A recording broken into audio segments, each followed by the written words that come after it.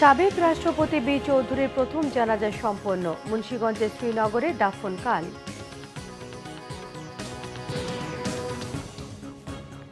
দেখছিলেন crown cement সংবাদ শিরোনাম, এবারে পুরো সংবাদ।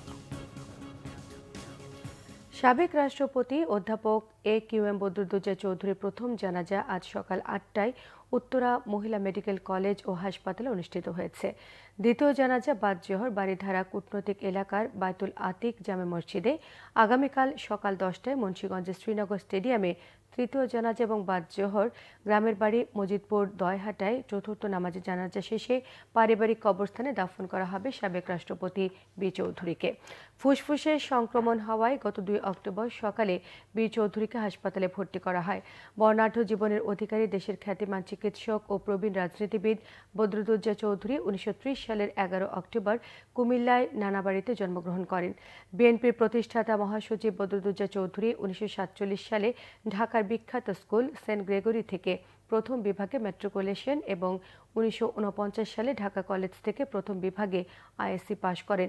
তিনি 1954-55 সালে ঢাকা মেডিকেল কলেজ থেকে MBBS ডিগ্রি লাভ করেন। তিনি রোগ বিজ্ঞানে দেশের একজন শীর্ষস্থানীয় অধ্যাপক, বিশেষজ্ঞ চিকিৎসক এবং রোগ বিজ্ঞান বিষয়ে টিভি অনুষ্ঠানের উপস্থাপক ছিলেন। সফল পার্লামেন্টারিয়ান বি চৌধুরী জাতিসংঘে 3 বার বক্তৃতা দেন। তিনি স্বাধীনতা পুরস্কার প্রাপ্ত এবং বহু গ্রন্থের প্রণেতা। শুক্রবার দিবাগত রাত 3টা 15 মিনিটে উত্তরা মহিলা মেডিকেল কলেজ হাসপাতালে চিকিৎসাধীন অবস্থায় শেষ নিঃশ্বাস ত্যাগ করেন 94 বছর বয়সী বর্ষিয়ান এই রাজনীতিবিদ। হয়তো রাজনীতির কারণে, রাজনৈতিক বক্তব্যের কারণে, রাজনৈতিক সিদ্ধান্তের কারণে যদি কেউ কষ্ট পেয়ে থাকেন, তাকে ক্ষমা করে দিবেন। যারা তাকে চিনেন, যারা কাছে থেকে দেখেছেন, আজকে অন্য কিছু বলার সময় নয়। রাজনীতিবিদ, ডাক্তার কিছু না, মানুষ হিসেবে ডক্টর বদরুদ্দোজা চৌধুরী কেমন ছিলেন, সেই বিবেচনায় আপনারা দয়া করে তাকে ক্ষমা করে দিবেন এবং তার জন্য দোয়া করবেন। বাংলাদেশের এগিয়ে যাওয়ায় সর্বাত্মক সহযোগিতার আশ্বাস দিয়েছেন শুক্রবার ঢাকায় সংক্ষিপ্ত সফর করা মালয়েশিয়ার প্রধানমন্ত্রী আনোয়ার ইব্রাহিম। অন্তর্বর্তী সরকারের প্রধান উপদেষ্টা ডক্টর মোহাম্মদ ইউনূস বাংলাদেশের মানুষের প্রত্যাশা পূরণে সক্ষম বলেও আশাবাদ তার। আর ডক্টর ইউনূসের বিশ্বাস, দুদেশের সম্পর্ক উন্নীত হবে নতুন উচ্চতায়। রিপোর্ট করছেন রুকনুজ্জামান। ঘণ্টা কয়েকের সংক্ষিপ্ত সফরে শুক্রবার দুপুরে ঢাকায় পৌঁছান মালয়েশিয়ার প্রধানমন্ত্রী আনোয়ার ইব্রাহিম। হযরত শাহজালাল আন্তর্জাতিক বিমানবন্দরে তাকে স্বাগত জানান অন্তর্বর্তীকালীন সরকারের প্রধান উপদেষ্টা অধ্যাপক মোহাম্মদ ইউনূস। বিমানবন্দরেই মালয়েশিয়ান প্রধানমন্ত্রীকে দেয়া হয় গার্ড অব অনার। পরে রাজধানীর হোটেল ইন্টারকন্টিনেন্টালে হয় 2 শীর্ষ নেতার বৈঠক। এতে ফ্রি ট্রেড এগ্রিমেন্ট, নতুন কর্মসংস্থান তৈরি এবং ভিসা সহজীকরণ বিষয়ে আলোচনা হয়। অন্তর্বর্তীকালীন সরকারের প্রতি সমর্থন জানিয়ে বাংলাদেশের এগিয়ে যাওয়ার ক্ষেত্রে সর্বাত্মক সহযোগিতার আশ্বাস দেন মালয়েশিয়ার প্রধানমন্ত্রী। বৈঠক শেষে যৌথ ব্রিফিংয়ে নানা জটিলতায় মালয়েশিয়ায় যেতে না পারা 18,000 কর্মীকে প্রথম দফায় সহযোগিতার আশ্বাসও দেওয়া হয়। Uprising here, I will certainly give that a major consideration. At least the first phase, subject to all the conditions being met, can be taken as soon as possible. 18,000. Yeah, 18,000, but the first phase, once we satisfy, I think we'll do it at the fast phase. Thank you. It's very important. Anwar Ibrahim বলেন, মালয়েশিয়ার জনশক্তির প্রয়োজন রয়েছে, তবে উভয় দেশের মধ্যে অভিবাসন প্রক্রিয়ায় স্বচ্ছতা থাকতে হবে। We need workers, and they cannot be treated as modern slaves.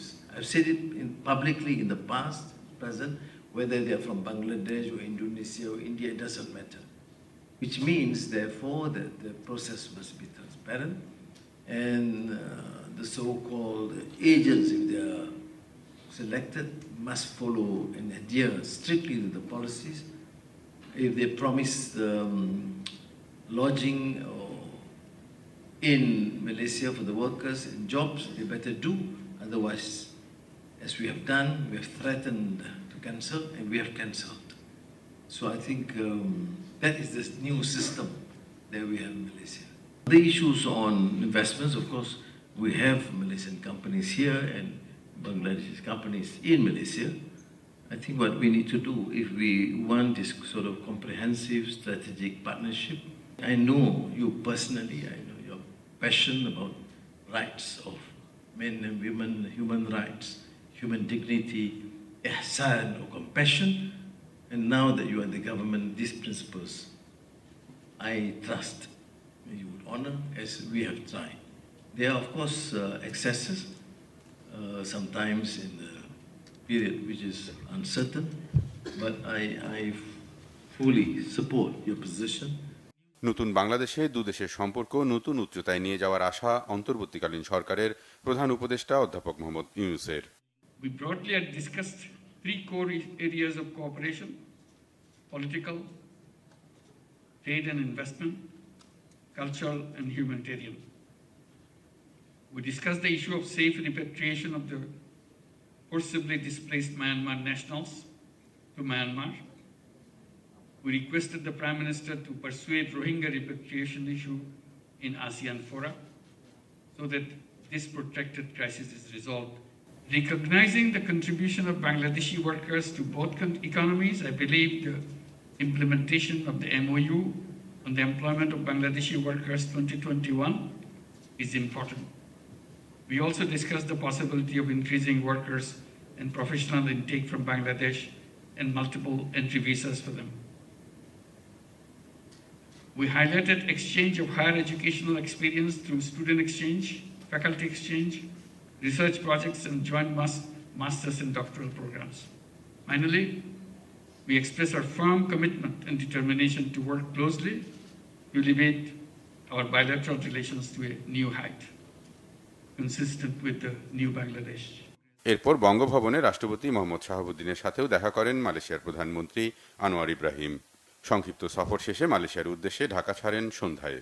আগস্টে ছাত্র জনতার অভ্যুত্থানের মধ্য দিয়ে বর্তমান অন্তর্বর্তীকালীন সরকার ক্ষমতা গ্রহণের পর এটাই কোনো বিদেশি রাষ্ট্রপ্রধানের বাংলাদেশে প্রথম সফর।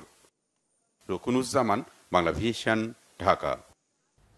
এই ছিল এখনকার মতো। পরের সংবাদ সকাল 11টায়। এছাড়া বাংলা ভিশন সংবাদ ও সংবাদ সংশ্লিষ্ট অনুষ্ঠান দেখতে ভিজিট করুন www.bbnews24.com, facebook.com/বাংলাভিশন নিউজে সাবস্ক্রাইব করুন, youtube.com/বাংলাভিশন নিউজের সঙ্গে থাকায় সবাইকে ধন্যবাদ।